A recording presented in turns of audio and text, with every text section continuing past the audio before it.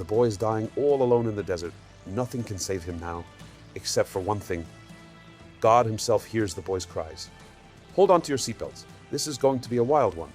But first, Salam alaikum, cousin. Jews and Arabs still refer to each other as cousins. Did you know that? Do you know why? Well, let's dive deep into the story of the unwanted boy and the very first Jewish-Arab conflict. It's the story of a boy who was born as the chosen one, but had watched it all slip away. He was the firstborn of the great patriarch Abraham. This is the story of Ishmael. Let's go back almost 4,000 years. Abraham and Sarah had been promised something amazing. God told them they would have children, and from their children would come a mighty nation. But years passed, then decades, and still no baby. Sarah was already 75 years old, and she turned to Abraham with a surprising plan. She said, "Take Hagar, my maid, as a wife. Maybe I can be built through her." Now, Hagar wasn't just any maid. She was actually a princess of Egypt, the daughter of a pharaoh. But she had left the riches of Egypt behind to join Abraham and Sarah on their mission to spread belief in one God. Hagar became pregnant with Abraham's child. At first, she was proud, too proud.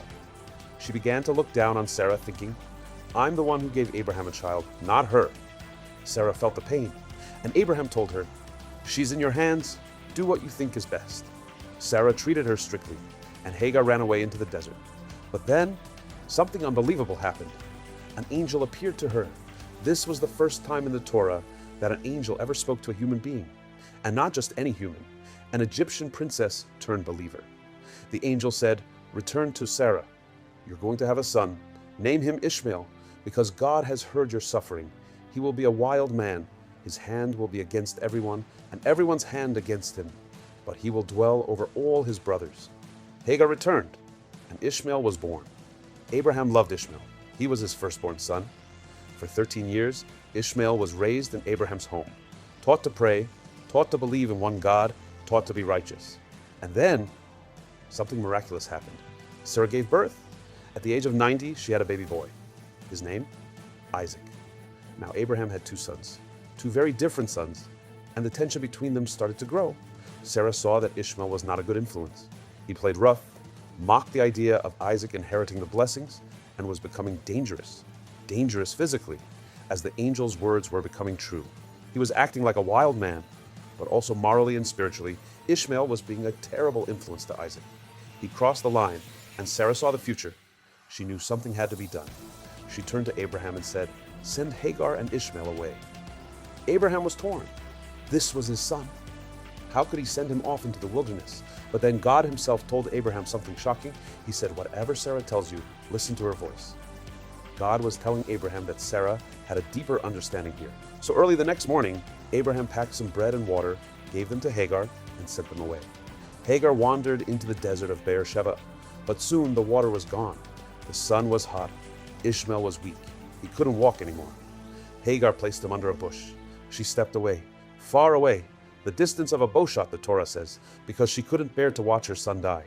She cried. But not only she cried, Ishmael cried too. God heard the cry of the boy. And then another miracle. An angel called to Hagar and said, "Don't be afraid. God has heard the boy's voice where he is. Come, lift the boy. I will make him into a great nation." And then Hagar looked up, and a well of water appeared, right there in the middle of the desert. She filled her skin flask with water and gave Ishmael to drink. He lived, and he grew. He became an archer, a hunter, a warrior. He lived in the wilderness, wild and free.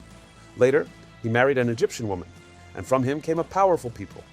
Ishmael had 12 sons, 12 tribes of his own. His descendants would eventually become the Arab nations, the nations of the desert, bold, proud, and strong.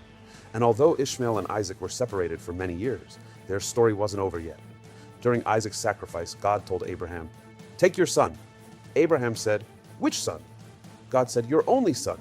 Abraham said, "I have two." God said, "The one you love." Abraham said, "I love them both." Finally, God said, "Take Isaac to the land of Moriah, and there he will be served as a sacrifice." The next morning, Abraham got up bright and early. Ishmael was right there by his side. They went together, without jealousy or questioning God. Years later, when Abraham passed away, something amazing happened.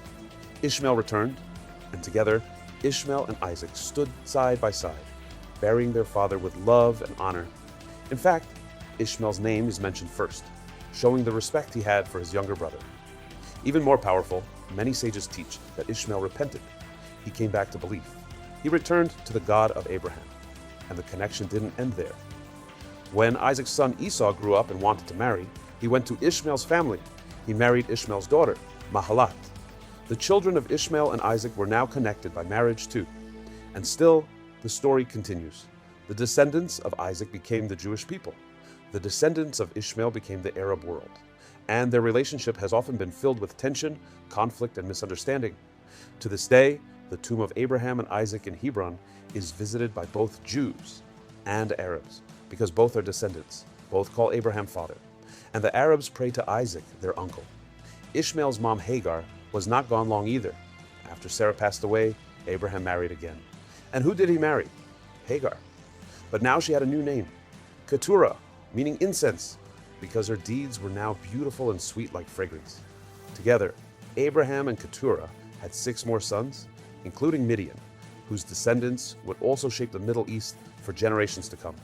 But Ishmael remained the firstborn of Abraham, a wild man, a fighter, a survivor, a child of destiny who was cast out and yet not forgotten, the father of the Arab nations.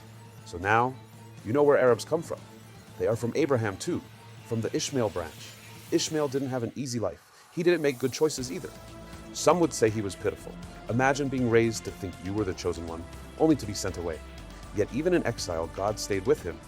This is the story of Ishmael, a story of pain and power, of rivalry and redemption, and of 2 brothers, Isaac and Ishmael, whose descendants still walk the same land today. If you like this story, comment below. Tell us what you think of Ishmael. Was he a villain, a hero, a victim, or all 3? And don't forget to like, share, and tell us which Bible character you want to hear about next. See you next time.